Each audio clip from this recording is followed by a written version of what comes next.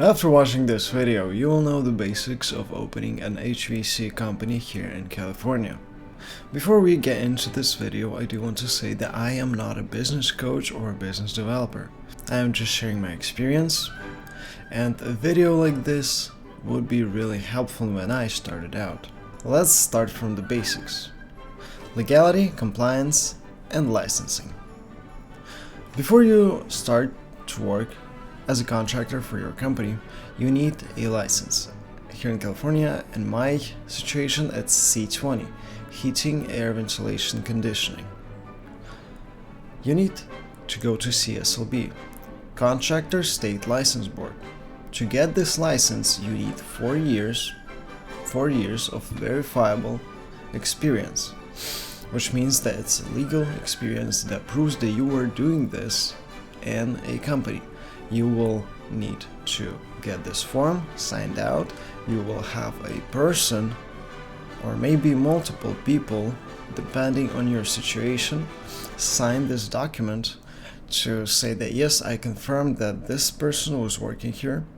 Then you have to pay some fees and pass the test. The test has 2 parts. It's trade and law.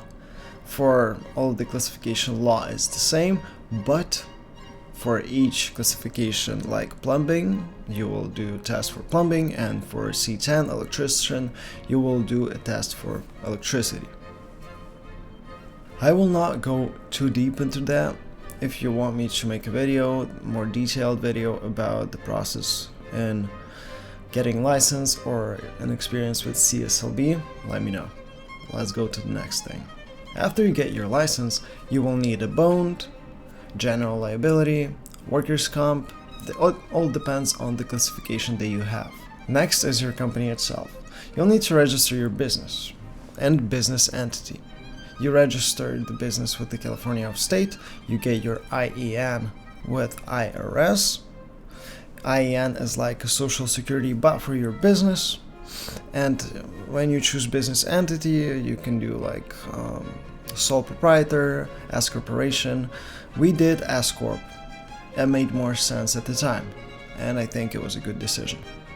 And then you will have to open your business account, banks, get your credit cards with the bank for your business. Then, when the time comes, you will get your first serious job. Congratulations. That requires a permit.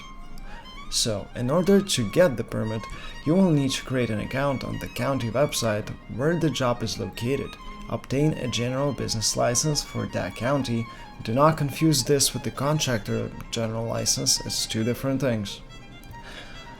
Submit documents, pay fees, and wait for the permit to be issued. Do not start work before the permit is issued. You will see it in the status on the website. So, you will need to create an account like that for every county you will work in. If you work in Elk Grove, you need to go to eTrack at Elk Grove and register yourself as a contractor. And if you work in Sacramento County or Sacramento City, those 2 require different accounts for websites. You will need to register them. When you get the permit, you will have to pass an inspection, and there will be some other surprises that I will not talk about here, but believe me, you will be surprised. The last thing I will mention is rebate programs, compliance. Just like we do, we work with SMUD, HIHRA, technically in California, but when you just start, it's a little bit too early because there is a lot of things, a lot of requirements, a lot of forms and classes, webinars to attend. It's just a little bit too early, but I do suggest to do that. 2. Money management is very important. I'll keep this part quick and we'll just glide over the topic.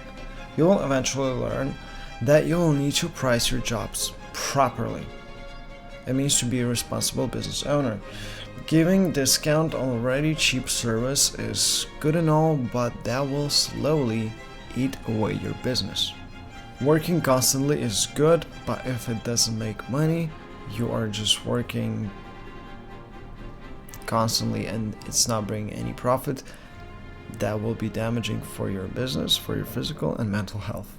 Cutting the next cheap contractor is usually a thing that backfires because What I learned that the cheapest contractor is usually the most expensive one. Some clients understand that, some don't. It depends on who you will get. There are guys who install the condenser for $500, condenser included. I don't know what to say about that. And sure, when you need a temporary fix, a cheap temporary fix, okay, but if you are, as a client, trying to get a product that will serve you for long, that will not be cheap. You can't pay cheap and expect to get something that will serve long. And you, as a contractor, can't cut your prices, because if something happens with that system, even if you register warranty and something breaks and it will be covering by warranty, you will need to go there and take care of that, and that's additional expenses, that's time. You just need to make sure that you price yourself right. Then there's a topic like cash flow and profits. Being busy doesn't always mean that you are making money.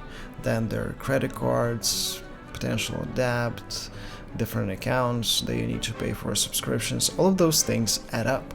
Vendor accounts are very important. You need to choose some suppliers that you like, that you will work with, open an account with them. Sometimes it's a cash account, with the time you can get a credit line there, and you should just have your account open and level up. Purchase from them, give them a list of the popular materials that you use so they can try and give you a better price. Usually, if you're just walking into the store, you might get a better price if you register yourself as a contractor and talk to them. Just go talk to the territory manager. Usually that can save you a lot of money. No joke. And remember this, underpricing your services will kill your business. Number 3, tools, vehicles, capital. So what do you actually need? You will need tools, truck or van. Van is my favorite.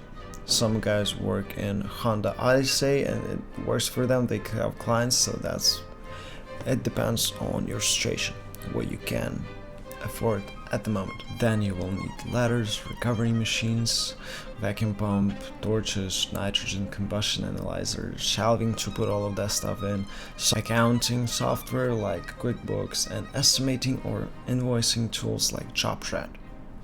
Find the best value for the price and learn how to use it to the max. Over time, you will also need uniforms, branding, vehicle wraps, insurances on vehicles, gas money, vehicle depreciation, website, and marketing. And lead generation alone is a totally different topic. I can tell you that you will have to do that at some point, and you will potentially spend a lot of money with no guarantee whatsoever. You can have a professional in your team and still there are so many variables that you cannot guarantee that you will have jobs. Sure, all of those guys with their marketing agencies will tell you, no, we know how to do it, we know the algorithm. We've tried, a lot of $1,000s spent and not much marketing brought us leads, but still, we tried. I learned that there is no guarantee in marketing in my own way, which I am grateful for. I wish it would have been cheaper, but what can you do? This is business. So then you have documents, and not many people talk about this. I will read through the list because it's a lot of stuff. Estimates, contracts, disclosures, HVAC certificates, warranty registrations, printing permits, and carbon monoxide forms, Title 24, CRF1s, scheduling inspections, rebate paperwork, photos, job records, emails, calls, follow-ups, setting a heat pump water heaters to time of the use rates. You will do all of this. If you're just starting, create one large organizational folder, or get yourself a dedicated SSD, if you know what that is. Organize everything by the date and the project. Do it from the beginning. Do it from your first client. Very important. You don't want to struggle at the end of the year trying to get some files that you've done for a job that was two years ago, and you've deleted all of the pictures from your phone because you didn't have enough storage. So do that. Organization, optimization is the most important thing, at least one of them. I would say installing the system is just half of the job when you run an actual business. So then you have number 5. HVAC is business of people, not only machinery. You'll constantly need explaining to the client all of the technical things and educating the client, because if you're a good company, you want your client to know what they are getting into, what they are getting if they go with you, and just there will be a lot of questions, and if you answer them properly, you will look like a professional. And I can't tell you how good this feels when you are bidding against some other contractor and the client says that they will go with you because you sound more professional and more experienced, and you're just getting them because of your experience. It's beautiful. It's something that I truly love. So callbacks will happen. I heard that a good statistics is 5%. They will happen eventually. You can't control all of that. You do need to try to provide the best quality comfort. I'm looking at the microphone here, by the way. But callbacks will happen. And number 6, the part that everybody loves. Non-stop ringing of the phone. Calls late at night. Responsibility for gas, electricity, people's homes and family, liability, loneliness of the ownership. That's a new one. I didn't expect that it would feel like that. No off switch when you're the owner. Once again, no off switch when you are the owner. Hard work is important, but you need to learn how to work smart. I am still in the process of learning that. Hopefully, one day, I will deal with everything that stands between me and me being a great business owner. And hopefully that same thing will happen for you. Because my goal is to become a good businessman, and I wish you to do that too. So to sum it up, what the beginner should do is to get legal before you get busy, organize everything, learn good pricing, build systems, not chaos. Stay small and controlled at first, because if you get big too fast, you might lose control over your quality, and with that can come a lot of lawsuits. Very dangerous. And just continuously learn. Provide quality service and communication, because it's the key between you and your client. The way you make your client feel good is by transferring certainty to them. And you can do that only when you're actually confident in your communication and quality of your work. And here's one of the most important things in this entire journey is luck. As Seneca once said, luck is when preparation meets opportunity. Before you meet your opportunity, you need to be strong, provide good service, just be honest. Remember, this road will not be easy. If you're actually thinking about getting into business or trade, it will be hard, even if you are not alone. One day you will look back and see how far you've come. Don't give up. Even if you're going through something hard, there is someone else who is going through the same thing.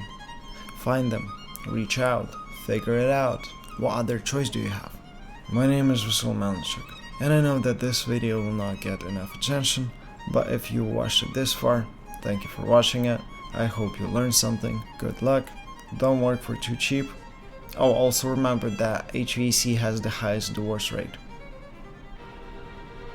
Good luck.